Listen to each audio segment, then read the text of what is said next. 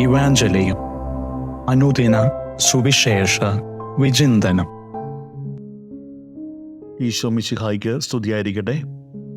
വിശുദ്ധ മർക്കോസ് എഴുതിയ സുവിശേഷം 5-ാം അധ്യായം 21 മുതൽ 43 വരെയുള്ള വചനഭാഗങ്ങളാണ് ഇന്ന് നാം ധ്യാനിക്കുന്നത്.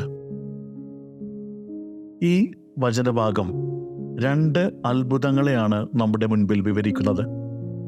ഒന്നാമതായി, രക്തസ്രാവ ബാധിതയായ സ്ത്രീയുടെ രോഗശമനവും, രണ്ടാമതായി ജൈറോസിൻ്റെ മകളുടെ മരണത്തിൽ നിന്നുള്ള ഉയർത്തെഴുന്നേൽപ്പുമാണ് ഈ 2 അത്ഭുതങ്ങൾ.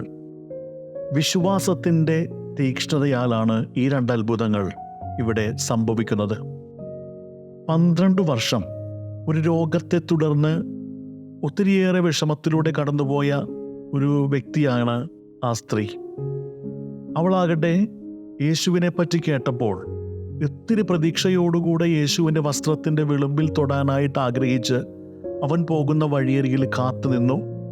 യേശു അതുവഴി കടന്നു പോയപ്പോൾ ഉടനെ തന്നെ അവൻ്റെ വസ്ത്രത്തിൻ്റെ വിളുമ്പിൽ തൊട്ട് താൻ ആഗ്രഹിച്ച വലിയ രോഗസൗഖ്യം അവൾക്ക് നേടിയെടുക്കുവാനായിട്ട് സാധിച്ചു. 12 വർഷത്തെ കാത്തിരിപ്പിനൊടുവിൽ അവളുടെ വിശ്വാസത്തെ പരിഗണിച്ചുകൊണ്ട് അവൾക്ക് ലഭിച്ച ഒരു വലിയ സൗഖ്യം അത് നമുക്കെല്ലാവർക്കും ഒരു പ്രത്യാശയായിട്ട് നിലകൊള്ളുന്ന ഒന്നാണ്.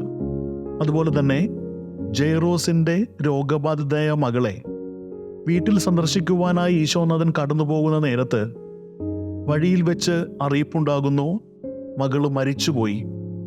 രോഗബാധിതയായ മകള് മരിച്ചുപോയി എന്നുള്ള വാർത്ത ജൈറോസിനെ ഒത്തിരിയേറെ വിഷമിപ്പിക്കുമ്പോഴും രോഗത്തിൽ നിന്നല്ല, മറിച്ച് മരണത്തിൽ നിന്ന് പോലും അവളെ രക്ഷിക്കുവാൻ ദൈവത്തിന് കഴിയും എന്ന് ഈശോ തൻ്റെ ഈ ഒരു അത്ഭുതത്തിലൂടെ കാണിച്ചു കൊടുക്കുമ്പോൾ രോഗസൗഖ്യത്തെക്കാൾ ഉപരി പുനർജീവനം കൊടുക്കുന്ന ഒരു അത്ഭുതമാണ് അവിടെ നമുക്ക് കാണാനായിട്ട് സാധിക്കുന്നത്.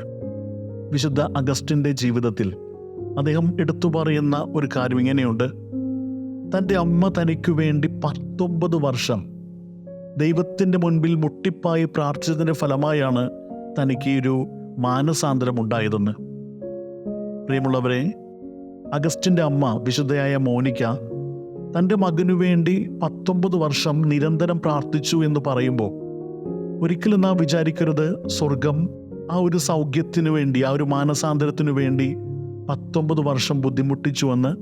മറിച്ച് അവളുടെ ആദ്യത്തെ പ്രാർത്ഥന ഉടൻ തന്നെ സ്വീകരിച്ച സ്വർഗം 19 വർഷം ആ ഒരു മാനസാന്തരത്തിനു വേണ്ടി ഒരു സമയം നിശ്ചയിക്കുകയാണ് ഉണ്ടായത്.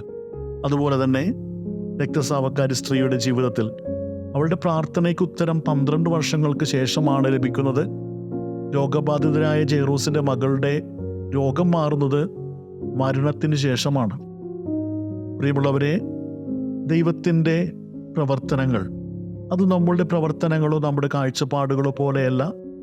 അവ നമ്മിൽ നിന്ന് ഒത്തിരി വിഭിന്നമാണ് എന്ന് ഈ ഒരു സുവിശേഷ ഭാഗം ധ്യാനിക്കുമ്പോൾ നമുക്ക് മനസ്സിലാകുന്നു. തീർച്ചയായിട്ടും അവൻ്റെ വസ്ത്രത്തിൻ്റെ വിളുമ്പിൽ സ്പർശിക്കുവാനായിട്ട് എന്നും നമുക്ക് തിടുക്കം കൂട്ടുന്നവരാകാം. എത്ര മോശമായ അവസ്ഥയിലൂടെ കടന്നു പോകുന്നതെങ്കിലും ഈശോ എന്നെ ഒരു നാൾ രക്ഷിക്കുമെന്നുള്ള ബോധ്യത്തോടുകൂടെ നമ്മുടെ ജീവിതത്തെ മുന്നോട്ട് കൊണ്ടുപോകുവാനായിട്ട് ശ്രമിക്കാം. ദൈവമേ അവരെയും സമൃദ്ധമായി അനുഗ്രഹിക്കട്ടെ.